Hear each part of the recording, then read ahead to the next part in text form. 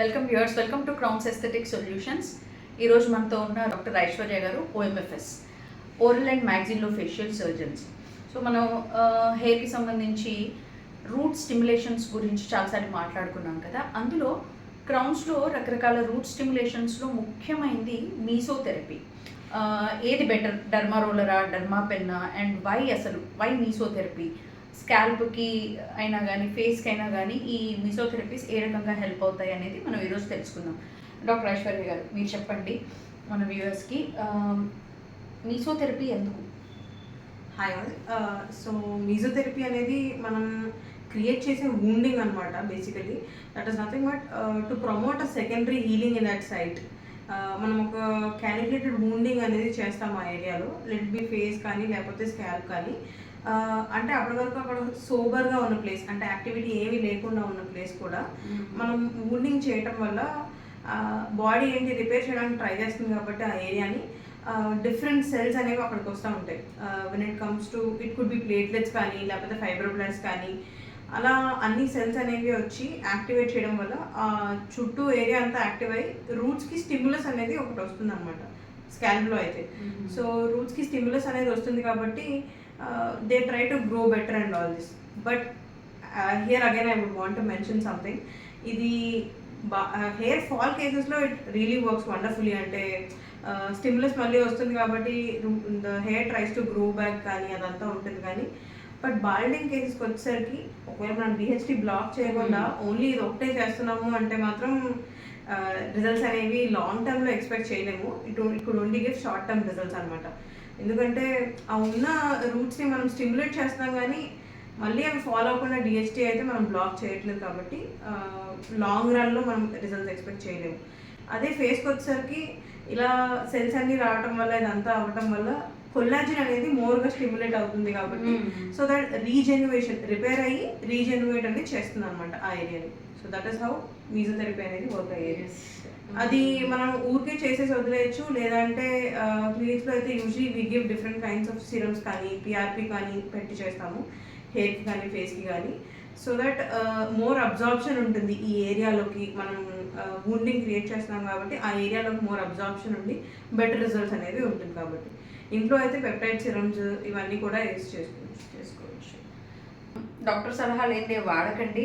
ఏం వాడుతూ మీసోథెరపీ చేసుకుంటే బాగుంటుంది అనేది ఇంట్లో అయినా డాక్టర్ని ఒకసారి కనుక్కున్నాకే ప్రొసీడ్ అవ్వండి. కానీ మనం అందులో ఎన్ని జాగ్రత్తలు పాటిస్తున్నాం, ఎంత వర్స్ట్ సిచ్యువేషన్లో కంటామినేట్ చేసి వాడుతున్నాం అనేది మనకు తెలియదు. స్కాల్ప్ పైన కూడా చిన్న చిన్న పింపుల్స్ లాగా ఫాలికల్స్ ఉబ్బడం, ఫాలికులైటిస్ ఇష్యూ ఎక్కువగా ఉంటుంది. ఒకవేళ ఫాలికులైటిస్ డాండ్రఫ్ ఎక్కువ అవుతుంది అంటే డర్మా రోలర్ ఒక కాజ్ అయి ఉండొచ్చు. ఆ కోణంలో కూడా మీరు ఆలోచించాలి. సో చెప్పేది ఏంటి అంటే మీసోథెరపీ ఎప్పుడైనా పిఆర్పితో కానీ మీసో కాక్టైల్స్తో కానీ పెప్టైడ్స్తో కానీ కాంబినేషన్లో చాలా బాగా వర్క్ అవుతుంది. డిహెచ్డిని బ్లాక్ చేయాల్సిన పరిస్థితుల్లో ఓన్లీ ఈ మీసోథెరపీ మీద డిపెండ్ అయితే మాత్రం రిజల్ట్స్ శూన్యము. రిజల్ట్స్ ఉన్నట్టే అనిపించినా కూడా అది టెంపరీ రిజల్ట్స్ ఉంటాయంటున్నారు డాక్టర్. అలాగే ఇప్పుడు కాస్ట్ ఎఫెక్టివ్గా ఉంది అంటే డర్మా పెన్నే నాకు అనిపిస్తుంది. ఒకసారి డర్మా పెన్ కొంటే సరిపోతుంది కదా, మాటికి డర్మా రోలర్స్ హెయిర్కి స్కిన్కి అలా కాకుండా. అవునండి, కరెక్టే. అంటే మనం ఇప్పుడు డర్మా రోలర్ కొనుక్కుంటే ఒకటి స్కాల్ప్ వాడుకోవాల్సి వస్తుంది. Same thing we can't use it on the face కాబట్టి మళ్ళీ ఫేస్కి ఇంకొక డర్మా రోలర్ కొనాల్సి వస్తుంది.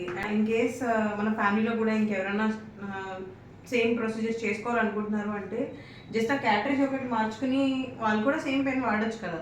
సో అలా చూసుకుంటే ఇంట్లో ఒక 4 డర్మా రోలర్లు కొనే కన్నా ఒక పెన్తో క్యాటరేజ్ మార్చుకుంటూ వాడడం అనేది, so that way it is more cost effective.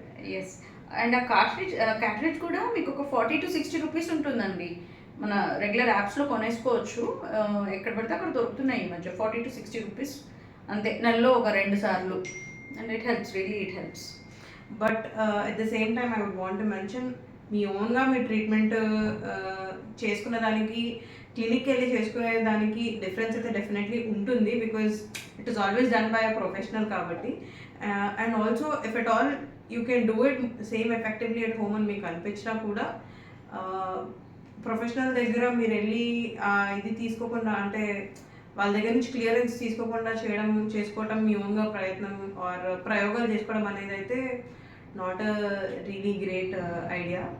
అలాగే క్లినిక్ వస్తే రూట్ స్టిమ్యులేషన్స్లో ఇప్పుడు ఇంట్లో ఉంటే మీసోథెరపీ ఒకటే చేసుకోగలం. క్లినిక్ వస్తే మీకు లో లెవెల్ లేజర్ థెరపీస్ అని, ఇతరత్ర హై ఫ్రీక్వెన్సీ థెరపీస్ అని, ఫోటో థెరపీస్ అని బోలెడు రకాల రూట్ స్టిమ్యులేషన్స్ కాంబినేషన్లో దొరుకుతాయి. సో కాంబినేషన్ థెరపీస్ అనేవి మీకు అక్కడ అవైలబుల్ ఉంటాయి కనుక అట్లా చూసినా కాస్ట్ ఎఫెక్టివే అండ్ ప్రొఫెషనల్స్ చేతిలో అండ్ ఎలా అన్ని రకాల రూట్ స్టిమ్యులెంట్స్ని మనం స్కాల్ప్కి ఇచ్చిన వాళ్ళు అవుతాం కనుక consider going to A clinic rather than getting it done at home. So అదండి, ఇంట్లో ఎవరైనా డర్మా పెన్ వాడుతున్నారా, మీ సజెషన్స్ ఏంటో కూడా కమెంట్ సెక్షన్లో డిస్కస్ చేద్దాం మనం. డర్మా రోలర్ ఎప్పుడైనా వాడారా, డర్మా రోలర్ ఎలా స్టెరిలైజ్ చేస్తున్నారు, ఎన్నాళ్ళకు ఒక డర్మా రోలర్ మారుస్తున్నారు, ఇలాంటి వివరాలు మీరు షేర్ చేసుకోవాలనుకుంటే కమెంట్ సెక్షన్లో షేర్ చేయండి. మనం ఆ కమెంట్స్తో మళ్ళీ మనం నెక్స్ట్ రాబోయే వీడియోస్లో డిస్కషన్ చేద్దాం మనం. Hope to like this video viewers. Thank you.